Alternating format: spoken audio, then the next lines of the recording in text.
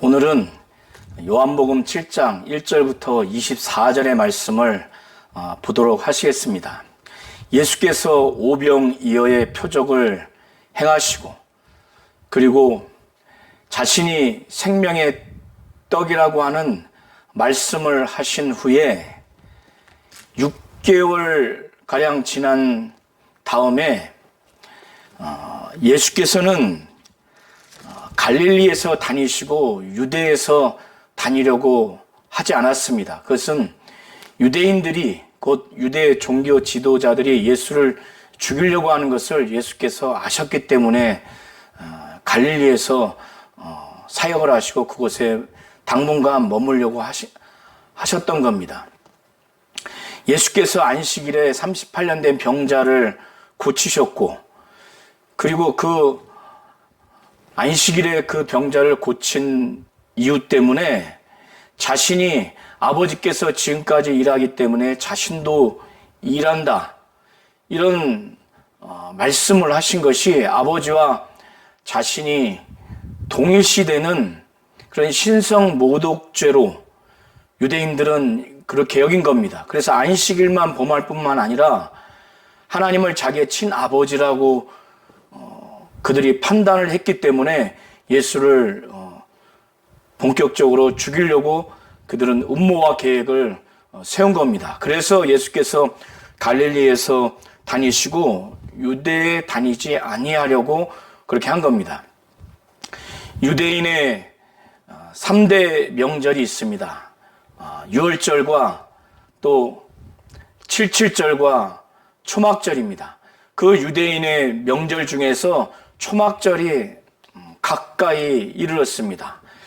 그렇기 때문에 제자들은 예수의 친동생들임에도 불구하고 예수가 하나님이고 하나님의 아들 메시아요 그리스도라고 하는 믿음이 그들에게는 전혀 없습니다.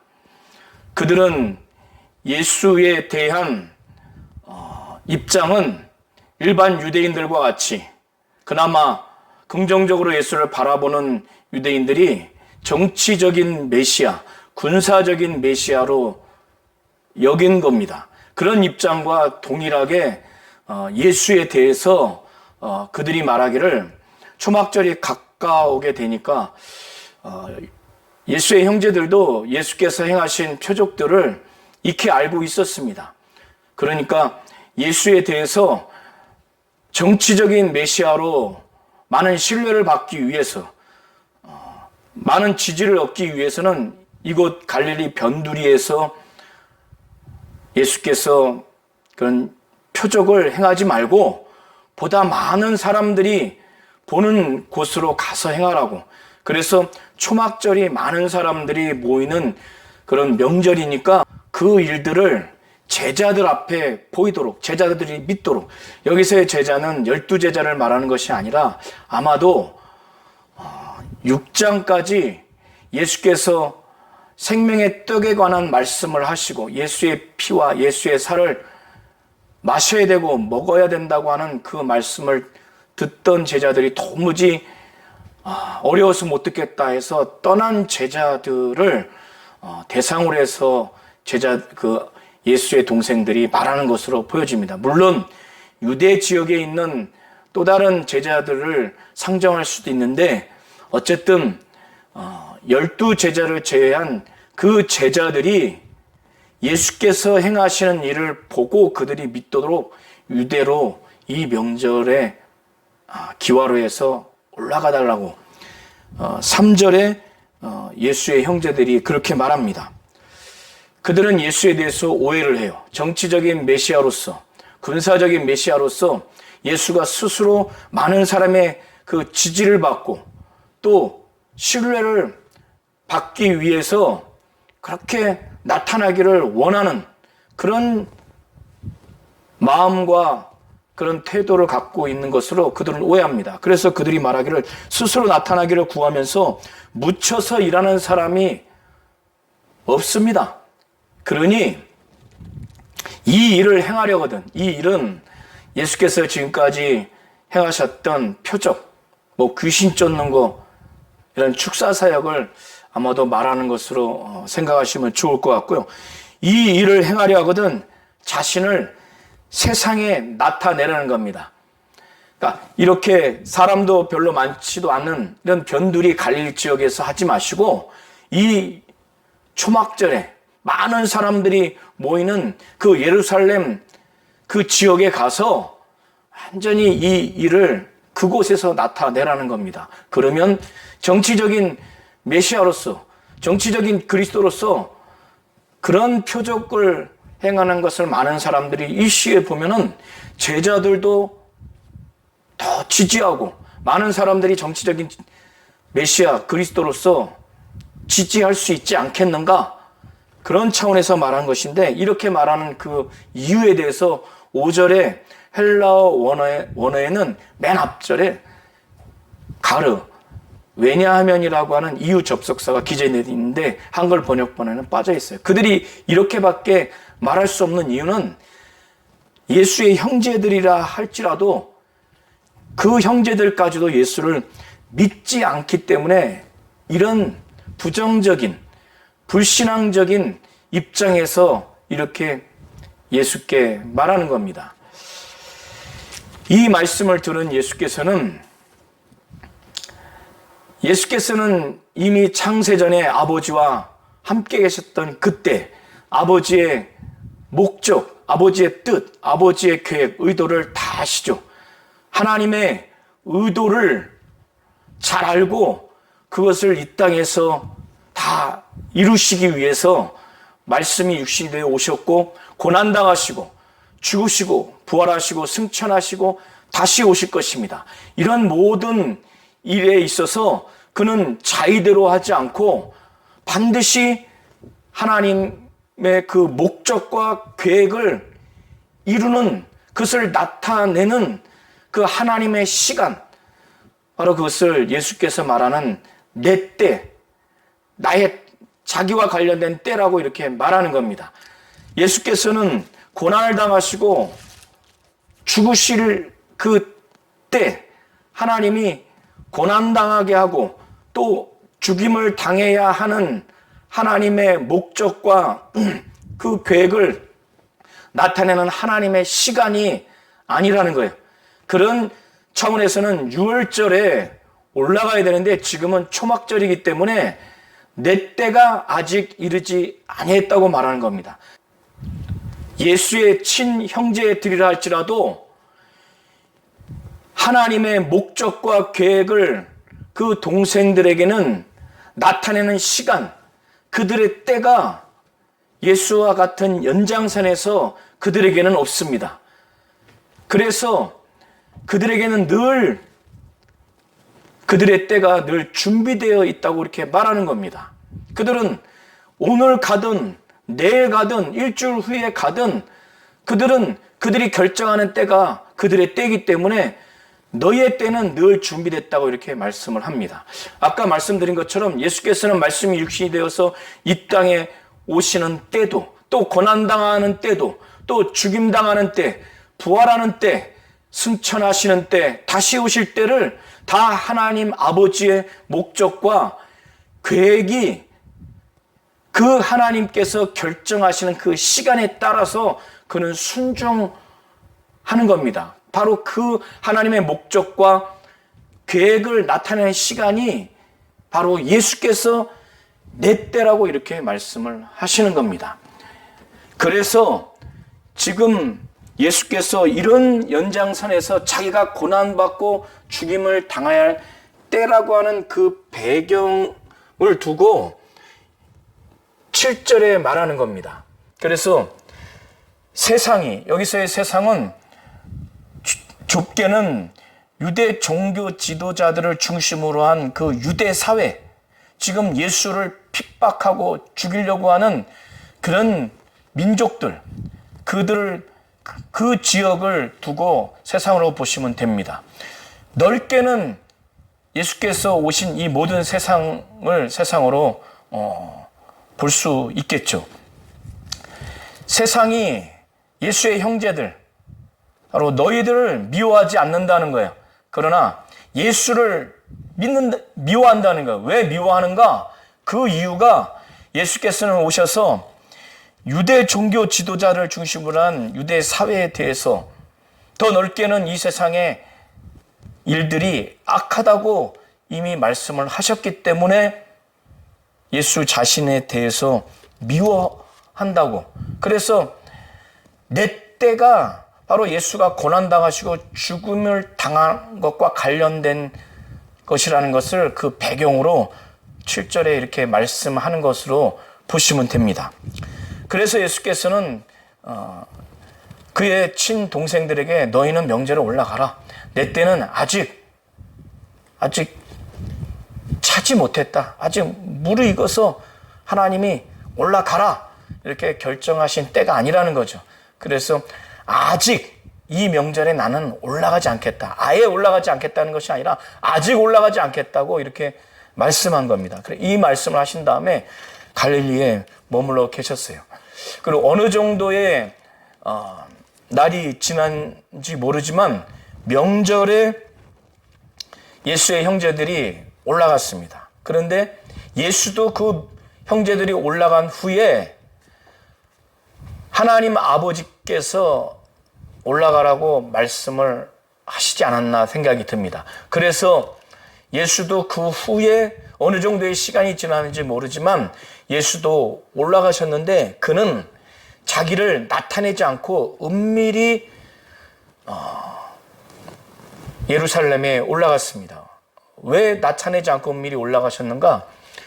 드러내놓고 올라가게 되면 많은 사람들의 이목이 집중되고, 그러면 유대 종교 지도자들이 금세 예수를 붙잡아서 고발을 해서 종교 재판을 받기 위해서 사형에 처할 수 있도록 그렇게 인간의 계획대로, 인간의 감정대로 그렇게 진행될 수가 있기 때문에, 그건 하나님의 목적과 계획을 나타내는 하나님의 시간, 곧 하나님의 때, 예수의 때가 아니기 때문에 예수께서는 그렇게 하시지 않았는가 여겨집니다. 그러므로 예수께서 올라가신 후에 명절 중에 유대인들이 이 예수도 분명히 올라왔을 것으로 생각을 하고 예수를 막 찾아다니는 겁니다. 그래서 사람들에게 그가 어디 있느냐, 여기서의 그는 원어로 보면은 상당히 폄하하는 편이에요. 우리나라 말로 표현하자면은 그자 어디 있느냐? 왜? 이들은 7장 1절에 말한 것처럼 7장 1절의 유대인들과 11절의 유대인들 그리고 15절의 유대인들은 일반 유대인들을 지칭하는 것이 아니라 유대 종교 지도자들을 지칭하는 것으로 보시면 됩니다. 그들이 죽이려고 그렇게 찾아다니는 거예요. 그런데 예수께서 많은 이적도 표적도 귀신도 내어쫓고 병 고치는 사역도 했고 말씀의 권세와 권위와 능력도 대단했기 때문에 예루살렘 지역에 올라갔을 때 많은 사람들이 예수에 대해서 수근수근 됐어요. 뭐 적지 않은 인원이 아니에요. 많은 사람이 뭐 조그만 인원이 아니에요. 많은 사람이 수근수근 됐어요. 여기서 수근수근 됐다고 하는 것은 그 예수에 대해서 아주 유대인들이 알지 못할 정도로 그들 상호간에만 예수에 대해서 그 평에 대해서 얘기를 한 거예요. 그래서 어떤 사람은 좋은 사람이다. 근데 또 어떤 사람은 무리를 미혹하는 자다. 여기서 무리를 미혹한다고 하는 것은 이 유대인들이 믿는 유일신, 바로 하나님을 믿지 아니하고 우상을 숭배하도록 배교시킨다는 차원에서 표현한 겁니다. 이것은 유대교 입장에서는 극형에 처하는, 사형에 처하는 그런 중범죄입니다. 예수에 대해서 이렇게 수근수근해요. 그러니까 무리가 나뉘어진 것이죠. 그런데 좋은 사람이라고 말하든 또 무리를 미혹하는 자라고 말하든 예수에 대해서는 이 유대 종교 지도자들 앞에서는 유대 종교 지도자들이 두려워서 이 일반 무리들이 이 말하는 것조차 할 수가 없어요. 누구도 그 말을 할 수가 없는 겁니다. 왜? 그들에게는, 유대 종교 지도자들에게는 유대 종교법으로 사형 집행을 할 수 없지만은 여러 가지 출교의 권한도 있고 여러 가지 그들에게는 막강한 권한이 있기 때문에 유대교에서 출교를 당하면은, 유대 민족의 종교에서 출교를 당한다는 것은 종교 생활뿐만 아니라 일반 사회 생활도 대단히 위협을 받습니다. 삶을 살아가는데 굉장한 고난이 따르게 돼 있어요. 그들은 두려워할 수밖에 없습니다. 그래서 전혀 말할 수가 없는 거예요. 이미 이제 명절이 중간쯤 지났을 때, 초막절은 7일 동안 기념하고 마지막 8일째 되는 날은 아무 일도 하지 않고 모든 사람들이 모여서 집회를 하고 그때 희생제물을 하나님께 드립니다. 초막절이라고 하는 것은 하나님께서 모세라고 하는 영적 지도자를 통해서 애굽에서 고통당하는 이스라엘 민족을 출애굽시켜서 광야에서 40년 동안 하나님이 그들을 보호해 주셨죠. 낮에는 불기둥으로 보호해 주시고 낮에는 구름기둥으로 보호해 주시고 밤에는 불기둥으로 보호해 주시고 그들에게 만나와 메추라기를 먹게 해주시고 또 그들이 갈증 날 때 모세를 통해서 반석을 쳐서 물을 먹이게 하셨습니다. 그들이 그렇게 40년 동안 살아가는 동안 이 광야에서 초막을 짓고 살도록 그렇게 했습니다.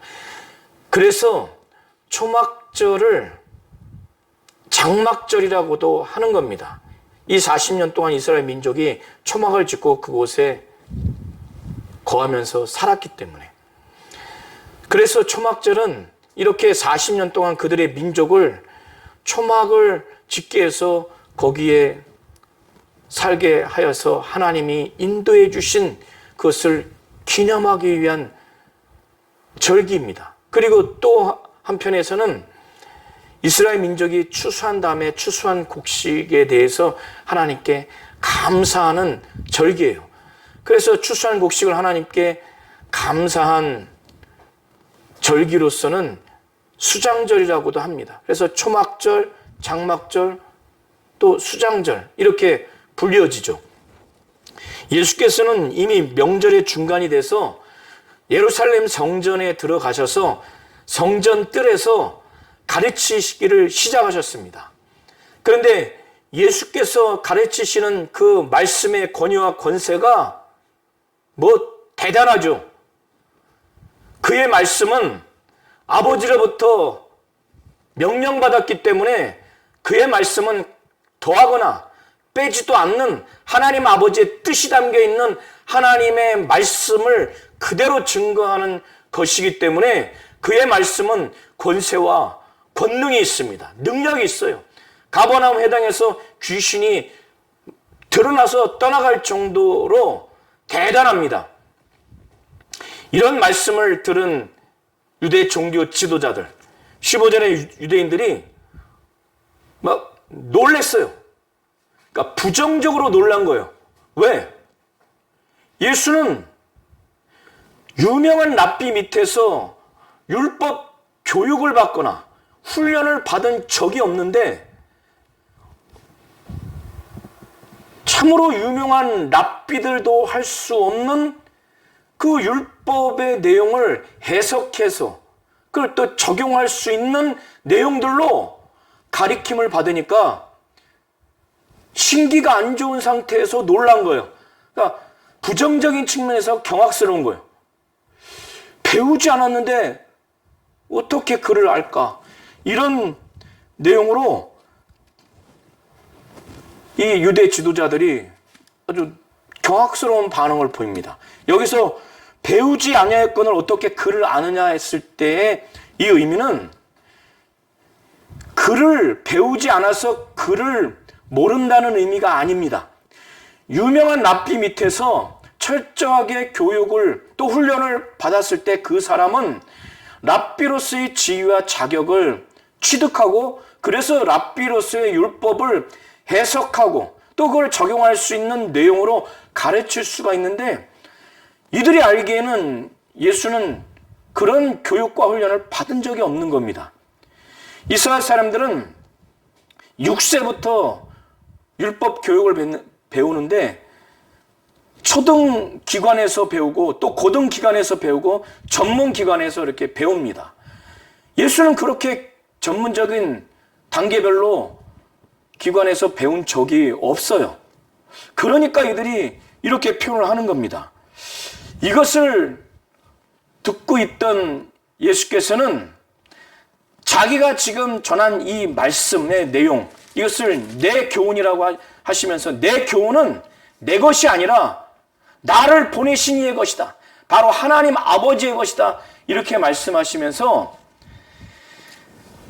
사람이 하나님의 뜻을 행하려 하면, 누구든지 하나님의 뜻을 행하려고 하는 그 사람이라면 내가 지금 전하는 이 말씀, 이 교훈이 하나님 아버지와 무관하게 예수 자신이 독자적으로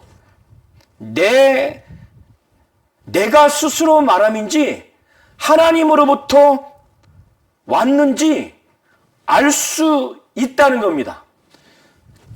16절부터 17절을 통해서 예수께서는 그렇게 말씀하는 거예요. 그러면 지금 유대 종교 지도자들이 부정적으로 경악하면서 놀랬을 때 이 유대 지도자들을 향해서는 예수가 무슨 말씀을 하시는 거죠? 이들이 예수의 말씀이 예수를 보내신 하나님 아버지로부터 왔다고 한다면, 그걸 이해하고 믿었다라고 한다면 이들은 이렇게 경악스러워하면서 부정적으로 놀라지 않았을 거예요. 이들은 그렇게 이해하고 믿지 않았다고 하는 것은 그들이 하나님의 뜻대로 행할 의지도 없고 의욕도 없는 하나님의 뜻대로 행하지 않는 자라는 것을 예수께서는 그 의미가 담겨 있는 겁니다. 이 말씀하셨을 때는. 그래서 하나님의 뜻을 행하는 자는 예수의 말씀이 예수 스스로 하는 것인지, 아버지와 무관하게 스스로 하는 것인지, 아니면 예수의 말씀이 하나님으로부터 온 것인지 알 수 있다는 거예요. 하나님의 뜻을 행하려 하는 자는 당연히 알겠죠. 그러면서 그를 식별할 수 있는 기준에 대해서 18절에 말합니다. 스스로 말하는 자는 이것이 하나님으로부터 받은 것도 아님에도 불구하고, 하나님으로부터 계시받아서 이걸 전하라고 한 것도 아님에도 불구하고, 그것을 스스로 말하는 자는 하나님께 받지 않았기 때문에, 자기로부터 시작하기 때문에 자기의 권위, 자기의 명예, 그걸 드러내는 거예요. 칭찬을 받고자 하는 거예요.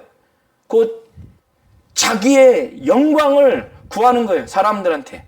그래서 스스로 말하는 자의 그 말이 많은 사람에게 인정받고 존중받고 칭찬받고 대단한 권위의 말씀을 하는 대단한 권위자다. 스스로 말하는 자는 스스로의 영광, 자기 영광만을 취한다는 거예요. 그런데 예수는 스스로 말하는 자가 아니라는 것을 18절 후반부에 말하는 겁니다. 보내신 이의 영광을 구하는 자는 참되니 그 속에 불의가 없느니라.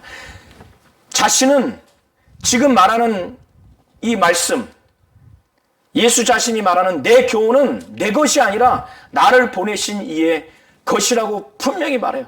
그래서 그렇게 말하는 예수는 보내신 이의 영광을 구하는 자라고 말해요. 그래서 이렇게 보내신 이 바로 하나님 아버지의 영광, 이 땅에서 많은 자들에게 하나님 아버지가 영화롭게 영광스럽게 되도록 하나님 아버지의 보내신 자의 영광을 예수는 그토록 원하고 그걸 바라고 곧 구하는 자이기 때문에 예수의 그 중심에는 불의가 없다는 겁니다. 악이 없다는 겁니다. 그러나 유대 종교 지도자들은 스스로 말하고, 왜 스스로 말합니까? 사람들에게 인정받고 존중받고 권위 있게 여김을 받고 칭찬받는 스스로의 영광을 구하려고 하기 때문에 예수와 완전히 대조적으로 스스로 말하는 자예요. 그들은. 오늘날 교주들도 마찬가지죠.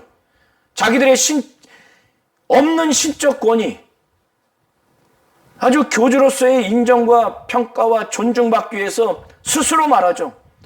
하나님의 성령을 통해서 계시하지도 않았음에도 불구하고 예수의 말씀을 통해서 우리는 분명히 알 수 있습니다. 하나님 아버지의 뜻을 행하는 자는, 하나님의 뜻을 행하려는 자는 분명히 이걸 알 수 있다는 거예요.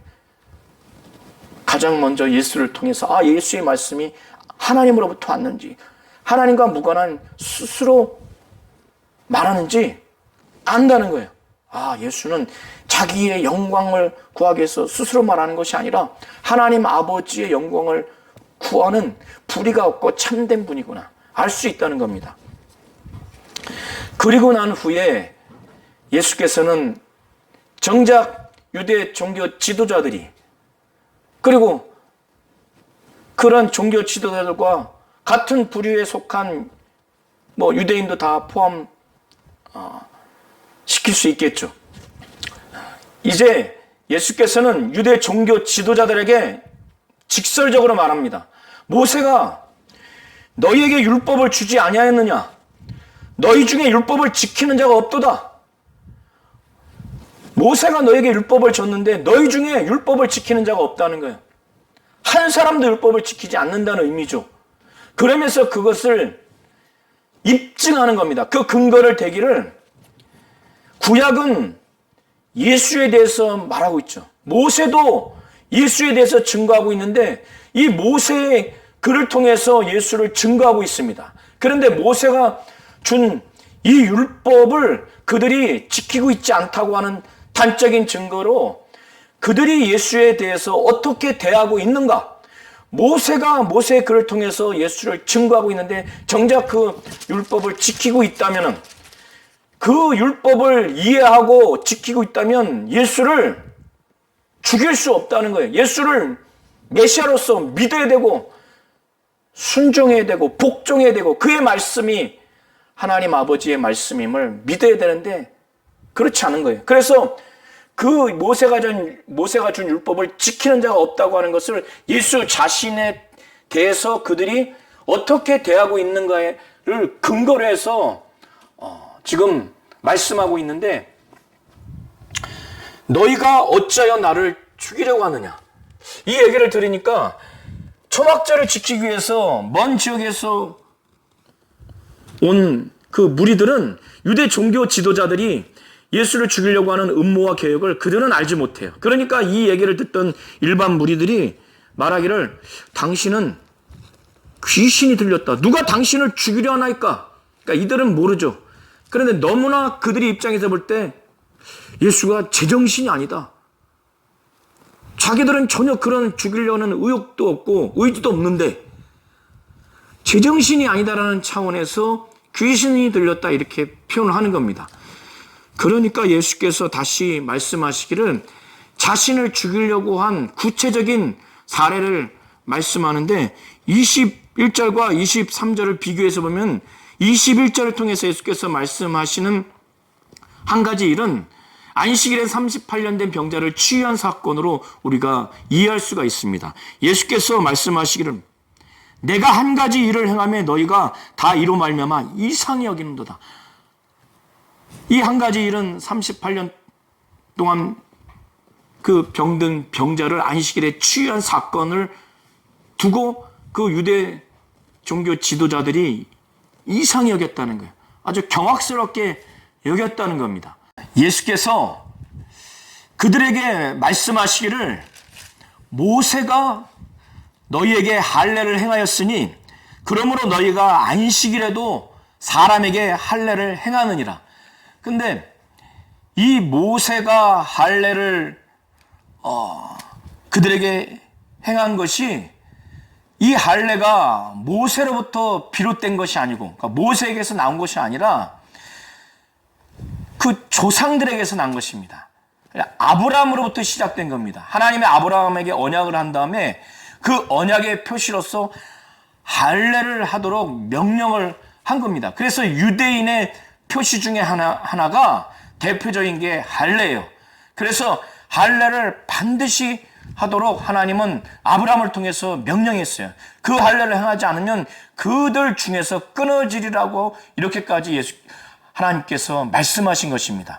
모세가 안식일 그 율법을 그들에게 주었고 그 율법 중에 안식일을 지켜야 되는 법을 줬고 또 할례를 지켜야 되는 법을 주었습니다. 그런데 그들이 안식일 법보다 할례를 행해야 하는 법을 더 우위에 둔 겁니다. 그래서 안식일이라 할지라도 할례를 행한 거예요. 예수께서는 이렇게 안식일을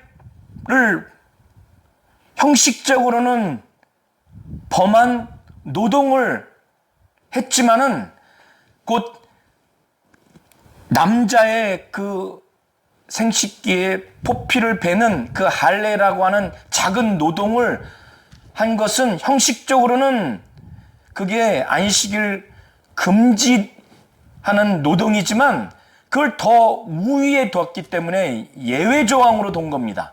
그래서 안식일이라도 할례를 행한 거예요.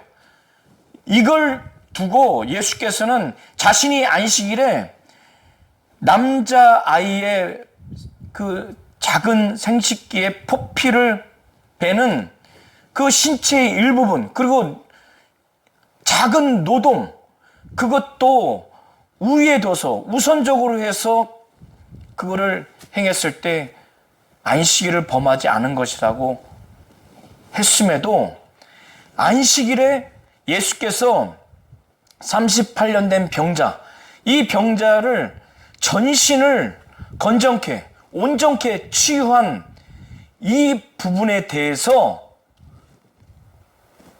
너희가 내게 그렇게 아주 개탄스러워하면서 분노하느냐, 노여워하느냐, 이렇게 예수께서 22절과 23절에 말씀하시면서 안식일에 할례를 행하는 것을 정당화한 그 사례를 대조해서 그렇다면은 자신이 안식일에 전신을 건전케, 전신을 치료한 이건 역시도 너희들 기준에 의하면은 이것이 안식일을 범한 것이 아니다. 그런데 어찌하여 개탄스럽게 여기면서 그렇게 분노하느냐, 노여워하느냐, 이렇게 말씀하시면서 자신은 안식일을 범한 것이 아니다.